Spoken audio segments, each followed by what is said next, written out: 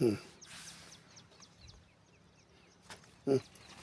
नवरा जर भांडायला लागला चांगलं स्वादिष्ट स्वयंपाक करायचा मग नवऱ्याचा राग आपोआप शांत होतोय.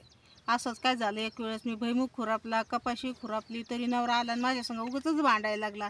काय गं म्हणला तुला किती दिवस झालं हे खुरप ते खुरप खुरपेला असून भांडणं काढायला लागला माझ्यासोबत. मी काहीच नाही म्हणले, मी गपच बसले. सारखं भांडायला तू अशी आहेस तू तशी आहेस तुला काम होत नाही तुला घर स्वच्छ ठेवता येत नाही. यालाच म्हणायचं असतं बायकांचा मेंदू ना गुडघ्यात असतो, बायकांना आकली नसत्यात असं म्हणून उगाचच भांडायला लागले. मी घरी गेले तरी त्यांचं बोलायचंच चालू भांडायचंच चालू. मग मी शेवटी काय म्हणलं आपणच गप बसावं म्हणलं. मग मीच गप बसले. गेले लगेच भांडता भांडताच नवऱ्याने हात बी धुतला. जेवायला बसला नवरा, मी चांगलं स्वादिष्ट स्वयंपाक केला होता. मी गपच बसले म्हणलं आता हो द्या नवऱ्याचंच काय काय नाही ती. मग जेवायला बसले जेवायला लागले तर मग शांत झाले. 2-4 घास खाल्ले का चव लागली स्वयंपाकाची जेवणाची मग शांत बसले. आणि मग परत मी